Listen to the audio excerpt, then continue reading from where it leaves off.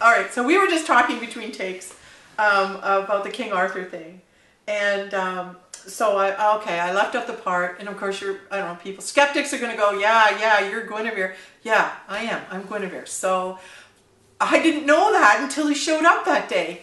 And so, Frank, the two of us did a smudging and a clearing, and the energy spoke through and said, that you're Guinevere. So I kept uh, um, open to the fact that, okay, I'm going to allow that to be okay.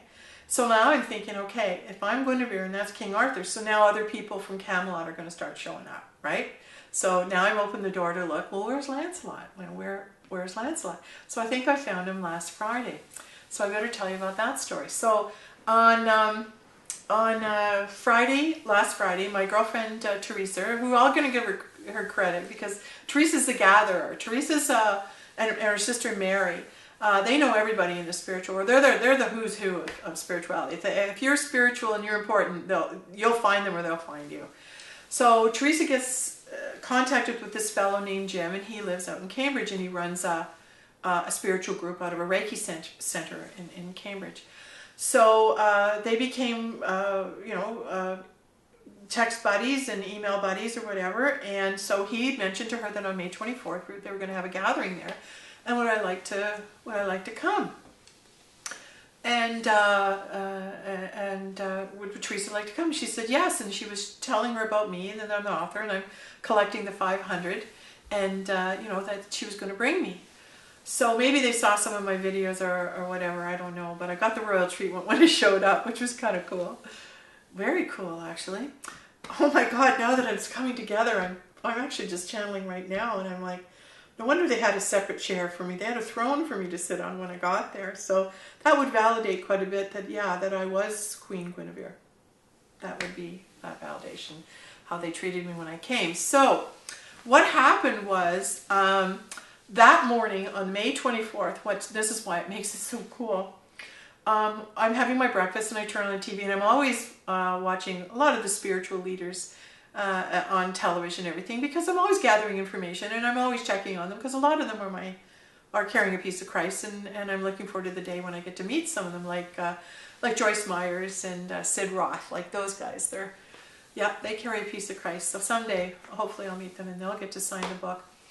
Anyway, I'm watching Joyce Myers, and doesn't she speak about the part in the Bible on Luke where Christ is speaking, and then he says he goes into a village or town and he's speaking, and then he says, they say, oh no, keep the children away from him, and he sees them doing this. He says, no, let the little children come unto me, let them come unto me. I want to talk to them, I want to hold them.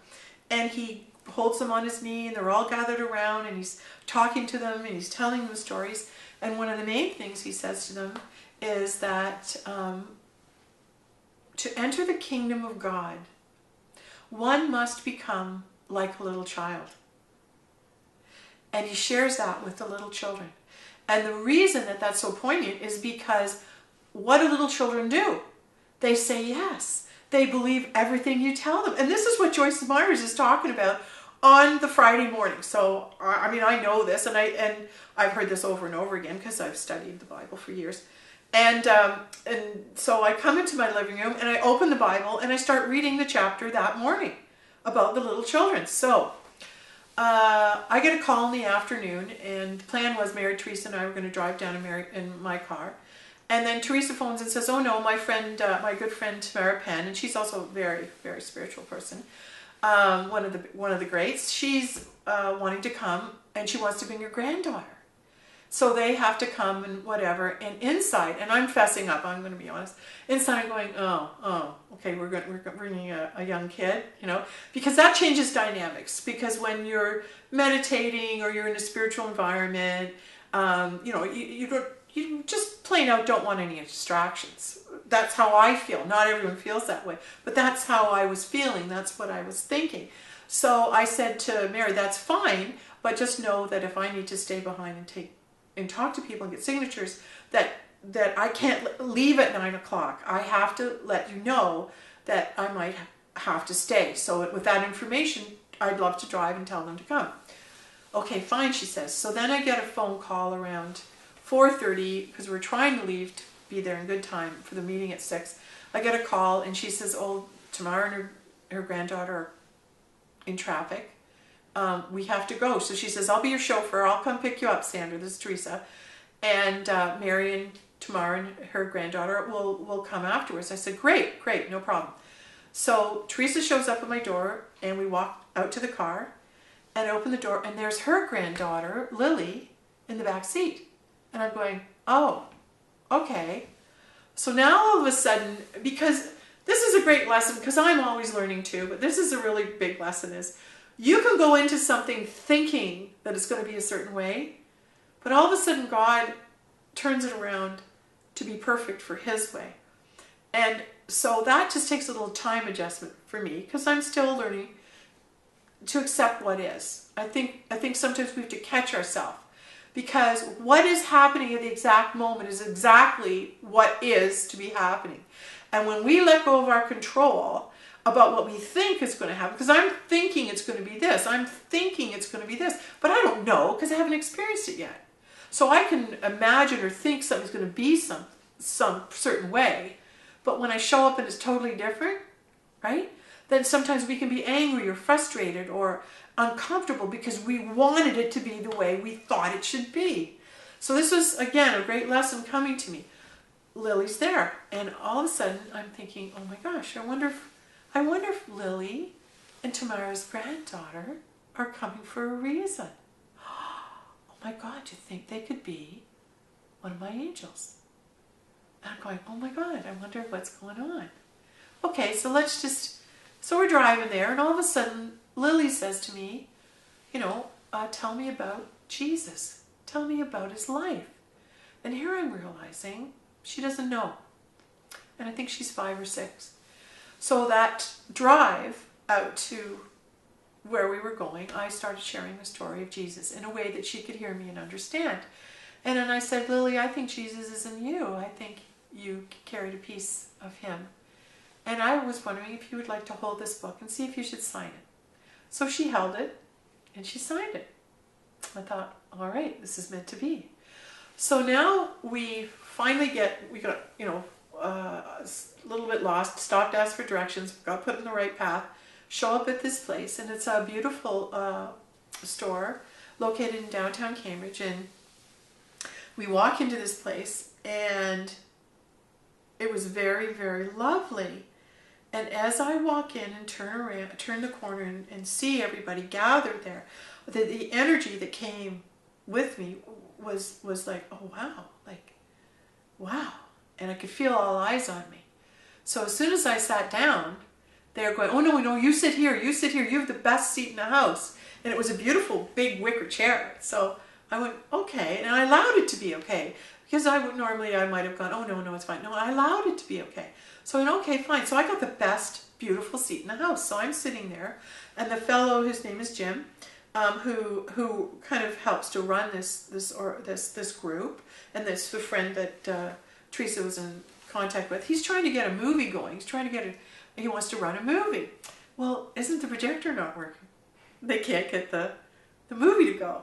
So he's up there saying, I'm going to, talk a little bit till we get the projector going. So now all of a sudden he's up there sharing his story, and when he's speaking, I could just feel his energy, and I could see the halo, I could see the aura around him, and my hands went up, so I knew this fellow was also a God, carrying the Christ, and I could feel it. So when he finished speaking, he slowly starts to realize, okay, I guess the projector's not going to work. I guess we're meant to share tonight. That's why we're here. So another fellow went up who had to leave. He spoke a bit about his experience in the knowledge book, and then he left. And then another lady stood up and got in the middle of the room and was sharing with everybody, and the first thing she says, I feel like I'm 6 years old. I feel like I'm 6 years old. I feel like I've always been 6 years old. She says, I love life. I'm happy. I dance. I skip. I have this child in me.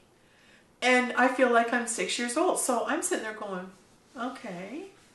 And then I realized, my attention is now more aware of the kids that are over on the far side of the room, drawing and coloring. And I realized that it's Jim's daughter over there, and then Jim's sister's son. So now we've got those kids, and Lily, and then Tamara's granddaughter, and now we've got 4 kids over there, all sharing and drawing in the corner. And I'm sitting there, and I'm going, oh, this is really cool. So Jim looks at me, and he finally says, would you like to get up and share your story? Well, I had brought the book. So I'm sitting there, and I said, okay. And I was going to sit on this other chair. And they go, no, we'll move your chair up. So they moved this big chair up, and I got to sit in it. And next thing I know, I'm telling the story about how God brought me this book and how he told me to collect the 500 souls. And after I told the story, it was amazing. I had them move my chair back. I went back and sat down. And the energy that filled that room, people were crying. People were like in awe. And you really, the thickness of the Christ God presence in that room was so heavy. Everyone's sitting there going, like you could hardly talk because it was so powerful. Yeah, sorry. And that's when the lady got up and said, I feel like I'm 6 years old. And as soon as she got up and said that, Spirit speaks through me and says, that's because you were one of the little children. That's because you were one of the little children that was in the village in the story that Luke tells us, that when Christ walked in and said, suffer the little children to come unto me, let the children come unto me. You were one of the children. And I said, oh my God. Oh my God. And all of a sudden I went, all the children are here. All the children are here from that village, from that town. And then later on, it was like all the village was there. That place we walked into used to be a village at the time of Christ. And that's the village Christ walked into amidst these people.